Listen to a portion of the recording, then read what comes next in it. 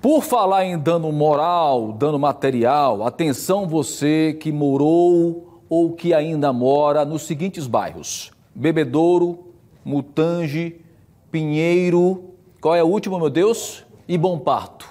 Preste atenção a partir de agora no que nós vamos conversar. Daqui a pouquinho, né? Daqui a pouquinho nós vamos trazer aí essas informações, porque é algo estarrecedor. Você não perde por esperar daqui a pouquinho, tá? Olha, vamos falar agora ao vivo com o professor da UFAL, Jonas Silveira. O Jonas é membro do observatório montado pela universidade para combater o coronavírus. O professor já está conosco aqui ao vivo pela live, pela internet. Eu queria saber, professor Jonas, qual é a análise que se dá para fazer nesse momento sobre os números das últimas semanas. É verdade que nós tivemos aí o registro, um percentual de casos que voltaram a subir aqui em todo o estado? Boa noite.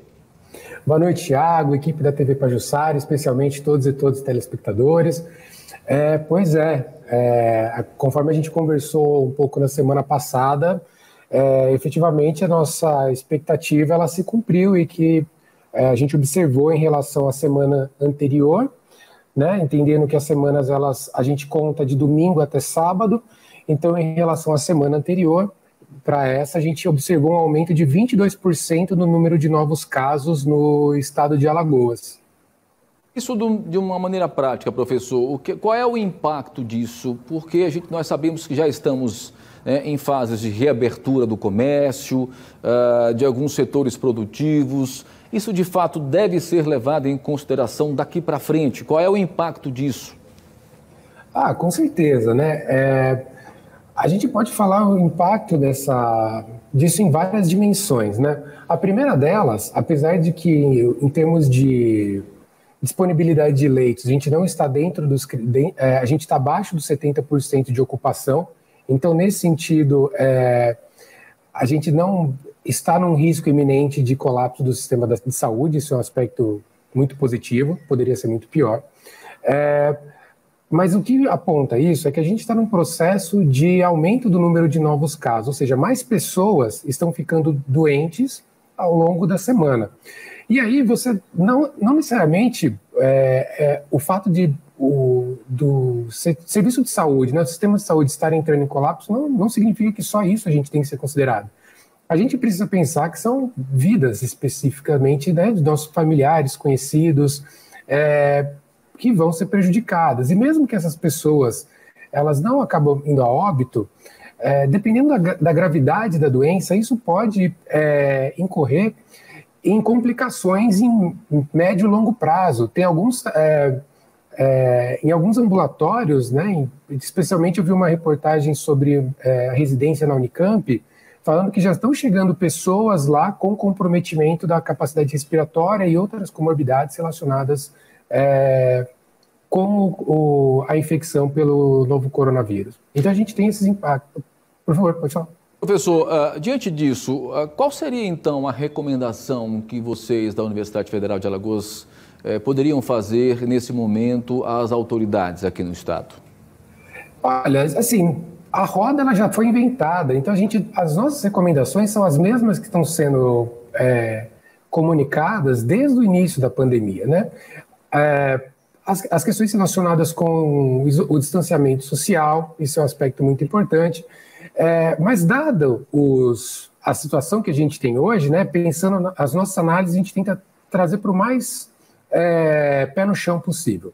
Então, dado a situação de flexibilização, que a gente acredita que ela foi um pouco mais acelerada do que deveria ser, mas dado essas circunstâncias, pelo menos que as pessoas utilizem máscara com maior frequência. Isso é um aspecto muito positivo, porque tem a ver com a transmissibilidade do vírus. Então, o fato das pessoas, mesmo às vezes em alguns lugares que são abertos, mas às vezes é aberto, mas tem muita gente junto. Então, o fato de não usar máscara, isso representa um risco muito grande. O fato de não lavar as mãos, de manter os ambientes adequadamente higienizados. E, além de tudo, né, existe a responsabilidade dos próprios proprietários de bares, restaurantes, estabelecimentos comerciais, líderes religiosos, né, que precisa ter responsabilidade na hora de para fazer a abertura dos templos e espaços de culto.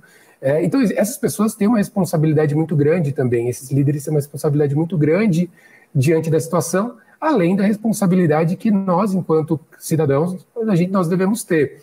E lembrar que esse tipo de comportamento, ele remonta uma prática de proteção coletiva. Né? O fato de você não usar máscara significa que você não é só uma proteção para você, é para você e para o outro, faz parte de um pacto social, é muito próximo ao que a gente discute com vacinação. Tem a ver com um pacto social de proteção coletiva. Então, quando as pessoas não usam máscara, elas estão abrindo mão de se proteger, mas muito mais de proteger aquela pessoa que está próxima, no mesmo ambiente, mas depois a possibilidade de você transmitir essa doença para pessoas que estão em outros espaços. Então, por isso que a gente fala muito de um pacto social. É verdade. Essa consciência coletiva precisa estar um pouco mais aflorada, que infelizmente, né, acabam pipocando casos aí onde pessoas não estão nem aí para o que está acontecendo. Agora, professor, essa semana nós anunciamos aqui no Cidade, inclusive, que o Estado vai ampliar a quantidade de testes, principalmente para pessoas que possam aparecer com sintomas leves. Então, assim, há uma tendência, então, né, via de regra, desses casos, do número de casos serem mais vezes detectados. E Sim. Aí, certamente, isso vai pesar nesse estudo aí, né? Apesar de que o governo leva em consideração os leitos disponíveis e também a quantidade de óbitos, que, segundo os dados do próprio governo, esses percentuais têm caído. Mas, de certa maneira, né, a partir do momento que a gente amplia a testagem, que isso, inclusive, é um problema mundial, né, essa necessidade mundial, é preciso que, a partir de que se teste mais, que se tenha mais estrutura para receber esses possíveis pacientes, concorda? Com certeza. A testagem ela é um componente muito importante em qualquer política direcionada ao enfrentamento do coronavírus. Por um simples fato, a gente precisa conhecer a situação que o Estado passa, né, os municípios. E isso ela é fundamental para depois o processo decisório. Então, assim, quando você testa uma pessoa, especialmente utilizando o PCR, que é o que detecta a infecção quando ela está na sua fase ativa, vamos dizer assim, você possibilita, por um primeiro momento, a tomada de decisão clínica, que é o isolamento dessas pessoas. Quando a gente consegue fazer esse rastreamento e identificar essas pessoas que estão com a infecção ativa, isso diminui a quantidade de pessoas que esse indivíduo vai transmitir. Então, isso já é um primeiro comportamento muito importante. Além disso, você consegue comunicar as outras pessoas, ou próximos, familiares, ou com que a gente consegue, ou até onde a gente consegue comunicar, para que essas pessoas tomem um cuidado, que tiveram contato com essa pessoa com a infecção ativa, que elas aumentem o cuidado que elas têm para passar. Porque essas pessoas podem não desenvolver os sintomas, mas ao mesmo podem ter infecção e não demonstrar sintomas. E mesmo assim, alguns estudos indicam que essas pessoas também conseguem transmitir o coronavírus.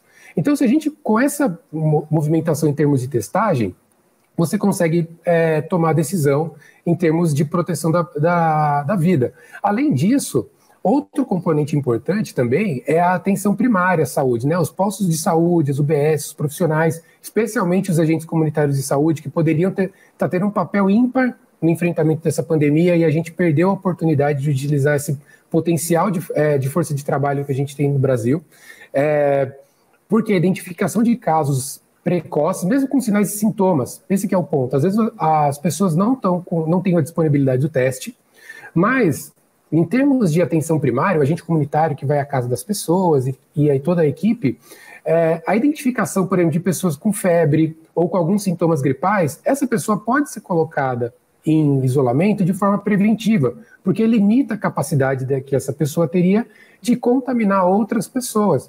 Então, seriam várias formas de atacar o problema em diferentes ângulos. E a testagem, ela ajuda também, em termos de gestão de políticas públicas, ela ajudaria no dimensionamento de quão avançado está a pandemia, e aí sim conseguir ter critérios claros de flexibilização ou não